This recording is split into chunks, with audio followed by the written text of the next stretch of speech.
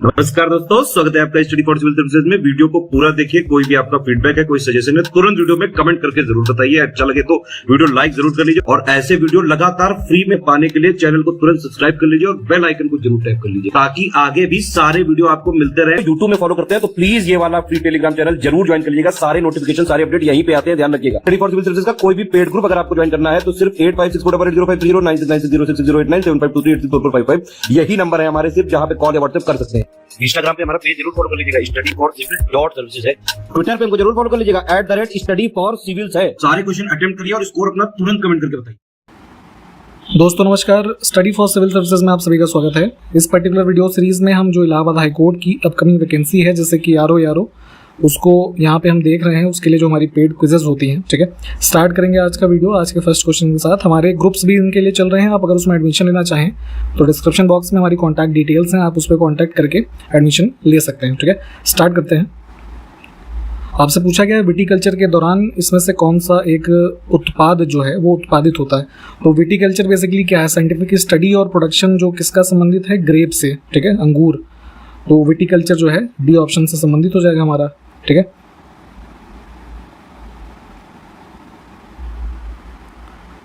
Next है gerontology निम्नलिखित में से किसके अध्ययन से संबंधित है? तो जेरोंटोलॉजी जो है स्टडी ऑफ एजिंग, ठीक है, या कह लीजिए ओल्डर जो एडल्ट्स हैं उनसे संबंधित है। तो डी विकल्प को चुनेंगे यहाँ पे। लेक्सिकोग्राफी का संबंध इसमें से किससे है? तो लेक्सिकोग्राफी का प्रैक्टिस आप या कह सकते हैं राइटिंग किससे संबंधित है? डिक्शनरी से। जो आप इंग्लिश टू हिंदी या इंग्लिश टू इंग्लिश के पॉपुलर रूप से डिक्शनरीज को यूज़ करते हैं, ठीक है। तो डिक्शनरी का कंपाइलेशन जो है लेक्सिकोग्राफी कहा जाता है और ऐसा जो कर रहा है व्यक्ति वो लेक्सिकोग्राफर है, ठीक।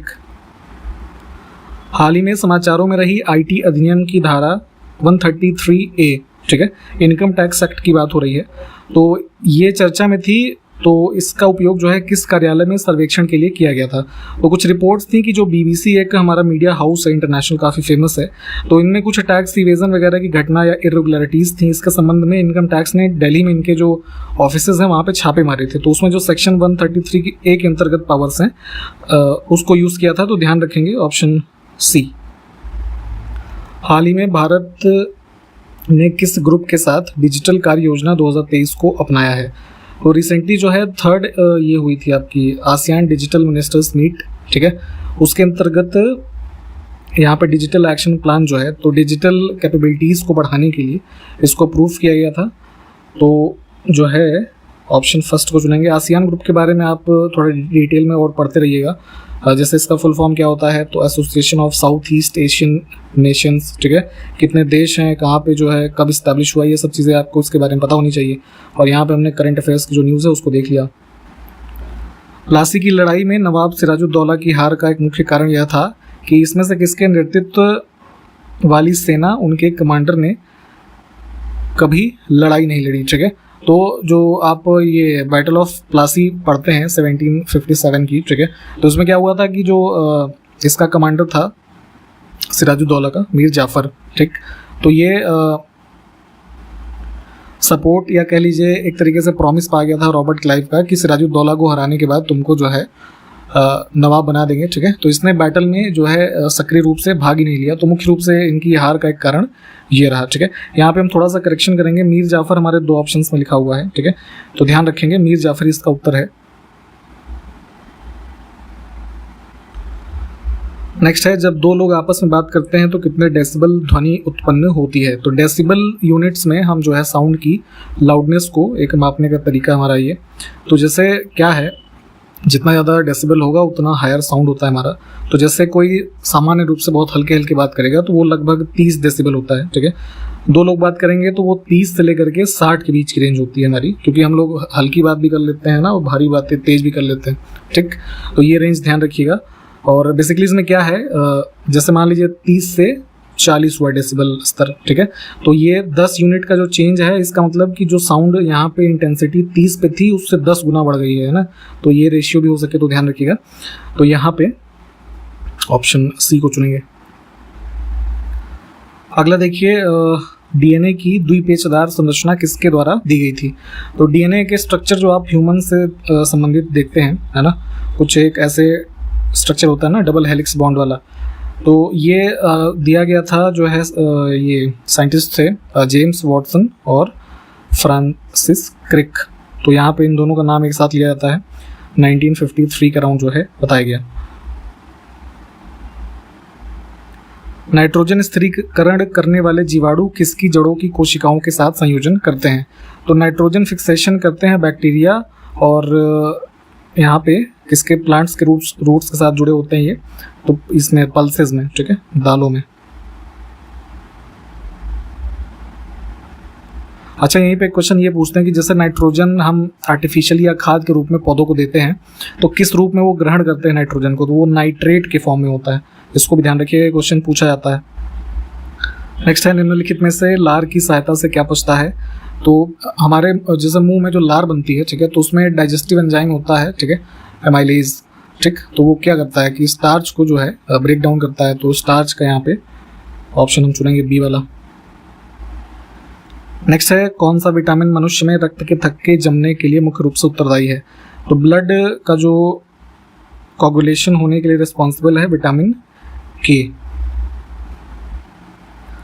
नेक्स्ट है, जब कोई भी व्यक्ति बूढ़ा हो जाता है तो उसका रक्तचाप जो है वो सामान्यतः कैसा हो जाता है?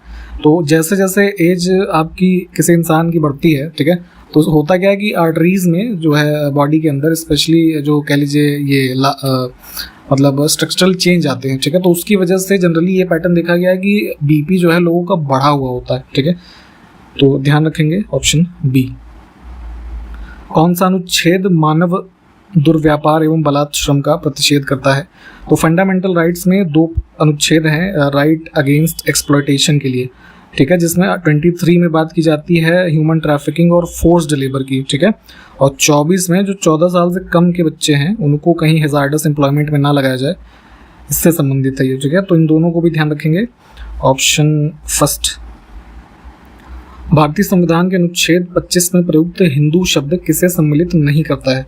तो फंडामेंटल राइट में ही 25 आर्टिकल में देखेंगे आप, तो वहाँ पे जो ये practice and propagation of religion वाला कॉन्सेप्ट है, तो उसके सब जो सेकंड सब क्लॉज है वहाँ पे हिंदू रिलीजन के अंदर जो इंक्लूजन की बात की गई है धर्मों की, है ना, रिलीजियस इंस्टीट्यूशंस के रेफरेंस में, तो उसमें बुद्धिस्ट हैं, जैन और सिख्स, है ना, पारसी वहाँ पे मेंशन नहीं है। थोड़ा एक बार ये आर्टिकल 25 आप एक बार पढ़ लीजिएगा सर्च करके, तो क्लियर हो जाएगा ये आपको वहाँ से। संविधान के किस अनुच्छेद के द्वारा सिखों के द्वारा कृपाण धारण करना धार्मिक स्वतंत्रता का अंग माना गया है? तो 6 में आपने देखा होगा कि वो कृपाण धारण करते हैं, है ना, कुछ उनकी जो 5 बेसिक चीज़ें हैं, है ना, तो उसमें से ही एक वो भी है। तो ये अब चूंकि एक प्रकार का वो हथियार होता है, ठीक है, तो वो अब ऐसे, है ना, किसी को कह लीजिए हार्म भी कर सकते हैं, बट स्टिल उसको रिलीजियस चीज़ के रूप में एक छूट मिली है हमें फंडामेंटल राइट्स के अंदर।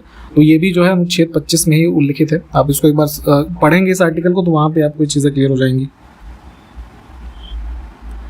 संविधान के अंतर्गत मूल अधिकारों का संरक्षक कौन है? ठीक है, तो फंडामेंटल राइट्स वायलेट होते हैं तो इसके रिगार्डिंग रिट्स वगैरह इशू हो जाती है। ठीक है, तो अल्टीमेटली कौन रिस्पॉन्सिबल हुआ? हमारी सुप्रीम कोर्ट। ठीक है, हाई कोर्ट्स भी यहाँ पे ऑप्शन में होता तो उसको भी हम चुन सकते हैं। इसमें देखिए ऋग्वेद के प्राचीनतम भाष्यकार निम्न में से कौन है? तो सबसे ओल्डेस्ट वेद हमारा है ऋग्वेद। ठीक है, और इसके सबसे अर्लीस्ट जो कमेंटेटर है या इसके के लिए व्याख्या करते हुए जो कंपाइलेशन सबसे ओल्डेस्ट अवेलेबल है, ठीक है, वो स्कंदा स्वामी की है। ठीक है, ये कौन थे? तो ये गुजरात की कैपिटल होती थी वल्लभी। ठीक है, उससे संबंधित थे एंशिएंट टाइम से। और गुरु थे ये किसके? हरि स्वामी के। और हरि स्वामी कौन थे? ठीक है, इनको जाना जाता है कि जो शतपथ ब्राह्मण था हमारा, उसके ये सबसे पुराने जो है भाष्यकार हुए यानी कमेंटेटर। तो इन तीनों बातों को ध्यान रखिएगा। यहाँ पे ऑप्शन सी को चुनेंगे हम। ऋग्वेद के किस मंडल में 4 वर्णों की अवधारणा प्राप्त होती है? तो जो 4 वर्ण बताए गए, ब्राह्मण, क्षत्रिय, वैश्य और शूद्र, ठीक है, तो ऋग्वेद में है ना जो मंडल हैं, तो उसमें 10वें मंडल में ये हमें जानकारी मिलती है। राजा की उत्पत्ति के विषय में प्रथम उल्लेख किस ग्रंथ में मिलता है? तो ये डिटेल मिलती है हमें इसमें ऐतरेय ब्राह्मण में, जो किससे संबंधित है? ऋग्वेद से। ठीक, अब यहाँ पे कुछ इंग्लिश के क्वेश्चंस को देखेंगे। हमारे पास एक वर्ड है इमेंसिपेट, इसका मीनिंग बताना है। ठीक है, तो इसका मतलब होता है किसी को एक तरीके से स्वतंत्र करना, आज़ाद करना। ठीक है, तो लिबरेट इसमें हो जाएगा हमारे लिए सूटेबल वर्ड। अगला वर्ड हमारा है ट्रेचरी, ठीक है, इसके लिए ऑपोजिट बताना है। तो ट्रेचरी मतलब होता है किसी को धोखा देना या उसके साथ विश्वासघात करना। तो किसी के लिए लॉयल हो जाना है ना, लॉयल्टी दिखाना, ये इसका ऑपोजिट हो जाएगा। इसमें करेक्टली स्पेल्ड वर्ड बताना है। वर्ड हमारा है एडजर्नमेंट, ऑप्शन डी वाला जो है ये करेक्ट होगा। इसका मतलब क्या होता है, किसी भी सभा का स्थगन, जैसे लोकसभा वगैरह की कार्य, जैसे किसी मान लीजिए कारण से स्थगित हो गया तो एडजर्नमेंट उसके लिए वहाँ पे यूज़ होता है ना वर्ड। तो डी वाले ऑप्शन में जो स्पेलिंग है ये ठीक है। अब इसमें सेंटेंस है और किस पार्ट में एरर है वो बताना है। तो this is an urgent matter which में एडमिट ऑफ फ्यू डिलेज। तो चूंकि मैटर हमारा अर्जेंट है, ठीक है, तो यहाँ पे अब हम देखें तो विच में एडमिट नो डिलेज है ना, इसमें बेटर होगा। तो ये सेक्शन हमारा जो है, ठीक, यहाँ पे देख लीजिए। अगला है यहाँ पे हमारे पास एक ब्लैंक है, इसको फिल करना है। सेंटेंस हमारा है I hope you know that once you have signed the contract you will not be able to. अब यहाँ पे क्या यूज़ करेंगे, तो बेसिकली यहाँ पे एक फ्रेजल वर्ब यूज़ होगी, बैक आउट, है ना। इसका मतलब क्या होता है कि विड्रॉ फ्रॉम अ कमिटमेंट, ऐसे समझ सकते हैं। तो वही सेंटेंस में कह रहा है कि अगर आपने एक बार कॉन्ट्रैक्ट को साइन कर दिया तो आप उस पर फिर कमिटमेंट से पीछे नहीं हट पाएंगे, ठीक है। तो यहाँ पे बैकआउट को यूज़ करेंगे हम।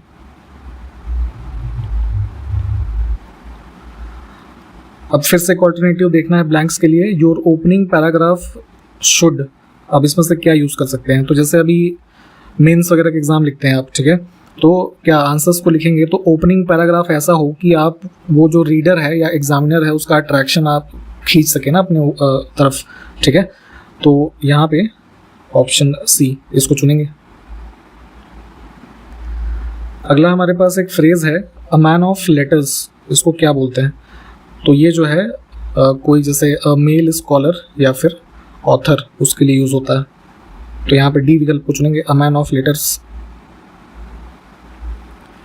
अगला है वन वर्ड सब्स्टिट्यूशन बताना है, chief of a group of workman.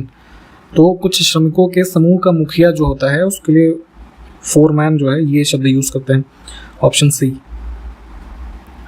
Hindi के कुछ क्वेश्चंस को देखेंगे अब। स्वर्ग प्राप्त शब्द में कौन सा समास है। तो यहाँ पे ये विशेषण और विशेष वाला जो है संबंध होता है इसमें तत्पुरुष समास में, वैसा ही शब्द है हमारा ये, ऑप्शन फर्स्ट हो जाएगा। अगला शब्द है गुड़ाकेश, इसका संधि विच्छेद बताना है। तो गुड़ाका और ईश, ठीक है, गुड़ संधि का एग्जाम्पल भी है ये।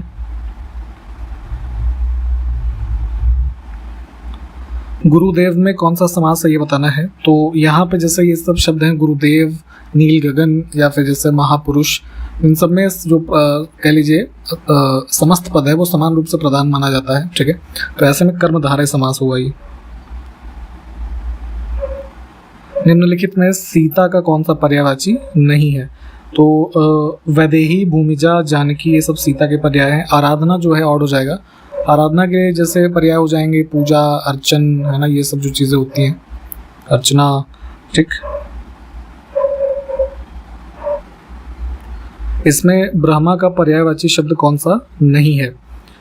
तो पावस नहीं होगा इसमें, पावस ऑड हो जाएगा, ठीक है। जैसे ब्रह्मा के पर्याय में क्या क्या होगा, ये यहाँ पे जो चीज़ें लिखी हैं इसके अलावा जैसे स्वयंभू, पितामह, आत्मभू, विधाता, ठीक है, चतुरानन, ये सारे करतार, ये सब शब्द यूज़ होते हैं, ठीक है।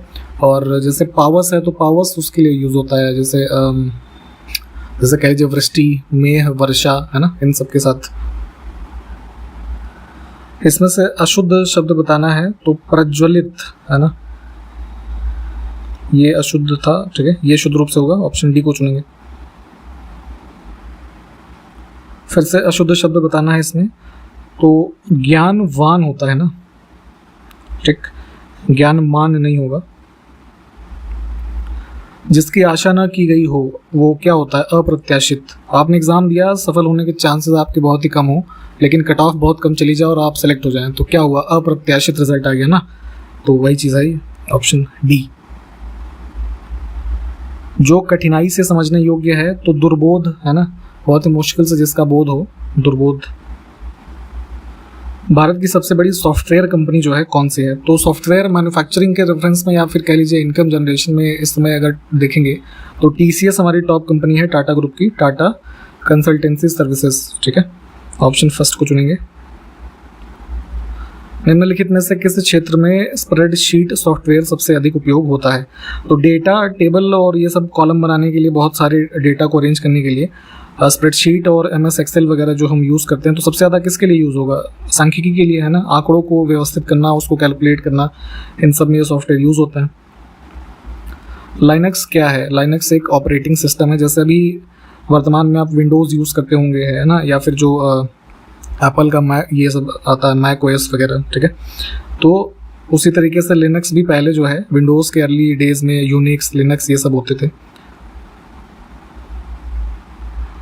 MICR का फुल फॉर्म क्या है? ठीक है, तो जैसे बैंक्स में काफ़ी यूज़ होता है चेक को वेरीफाई करने के लिए, मैग्नेटिक इंक कोड रिकॉग्निशन, ठीक है, ये टेक्नोलॉजी। अगला है बार कोड रीडर। इसमें से किसका उदाहरण है? तो बार कोड से, जैसे शॉपिंग मॉल में आपने कभी स्कैन कराया होगा, तो प्रोडक्ट पे QR कोड होता है, ठीक है, या बार कोड होता है। उसको एक मशीन से उस कोड को सेंस करती है, तो प्रोडक्ट की डिटेल उनके पास ऑटोमेटिकली सिस्टम में आ जाती है, ठीक है। तो इनपुट डिवाइस हुआ ना। बायोस का क्या कार्य होता है ये बताना है, ठीक है। तो कंप्यूटर जब हमारा स्टार्ट होता है, बूट हो रहा होता है, तो सिस्टम के हार्डवेयर पुर्जों को प्रारंभ करना, एक सॉफ्टवेयर हार्डवेयर के बीच में समन्वय बनाना, ठीक है, उसके लिए बायोस हमारा कार्यरत होता है। ऑप्शन फर्स्ट को चुनेंगे। बेसिक इनपुट आउटपुट सॉफ्टवेयर के रूप में आप इसको समझ सकते हैं। मॉनिटर के डिस्प्ले आकार को कैसे मापा जाता है? ठीक है, जैसे कंप्यूटर या लैपटॉप आप यूज़ करते होंगे, या मोबाइल का एग्जांपल ले लीजिए। अब जैसे हमारी स्क्रीन है लैपटॉप की है, ठीक, तो स्क्वायर नहीं होता ये, ठीक है, परफेक्ट स्क्वायर तो होता नहीं है। तो अब इसकी, जैसे आपने देखा होगा ना कि जब आप किसी प्रोडक्ट को खरीदते हैं तो लिखा होता है ना कि 6 इंचेस लार्ज, है ना, 7 इंचेस, 6.6 इंच, है ना, या जैसे लैपटॉप है तो 15 इंच। तो क्या है ये, इसको कैसे नापेंगे? तो डायगनली, है ना, विकर्ण। तो यहाँ से यहाँ तक की जो दूरी है उसके रेफरेंस में हम इसको जो है एक्सप्रेस करते हैं कि हमारा डिस्प्ले साइज जो है वो इतना बड़ा है। आजकल घरों में लाइट्स के रूप में LEDs का प्रयोग काफ़ी बढ़ गया है, ठीक है। तो उसी क्रम में यहाँ क्वेश्चन है, LED का फुल फॉर्म आपको पता होना चाहिए। तो ये होता है लाइट एमिटिंग डायोड, ठीक है। आपसे क्वेश्चन है कि what is the full form of LCD, ये जरा कमेंट डाउन करिए। तो 1 GB की कंप्यूटर मेमोरी किसके बराबर होती है? तो 1 GB में कितने होते हैं हमारे? 1024 मेगाबाइट, ठीक। किसी स्टोरेज लोकेशन को आइडेंटिफाई करने के लिए प्रयुक्त नाम या नंबर को हम क्या कहते हैं? तो सिस्टम, कंप्यूटर सिस्टम में स्टोरेज में हमारी डाटा या कई सारी फाइल सेव होती हैं, ठीक है। अब जो कहाँ पे किस फोल्डर में है ना, किस फोल्डर के अंदर किस फाइल में उसको आपने कैसे सेव कर रखा है, तो इस प्रकार से उसको आइडेंटिफाई करने के लिए जो हमारा एक यूनिक कैरेक्टर होता है या उस फाइल का नाम है ना, या नंबर जो है, उसको हम उसका एड्रेस बोलते हैं, ठीक है। Option C. तो इसी के साथ हमने इस वीडियो कंप्लीट कर लिया है, ठीक है। और जितने क्वेश्चंस पूछे गए होंगे उसको कमेंट कीजिएगा, और जो हमने क्वेश्चंस GS वगैरह के जैसे देखे, या हिंदी के देखे, इंग्लिश के देखे, उनसे संबंधित फैक्ट्स को डिटेल में पढ़ते रहिए। हम कंटिन्यू करते हैं अगले वीडियो में इसको। तब तक के लिए नमस्कार, जय हिंद।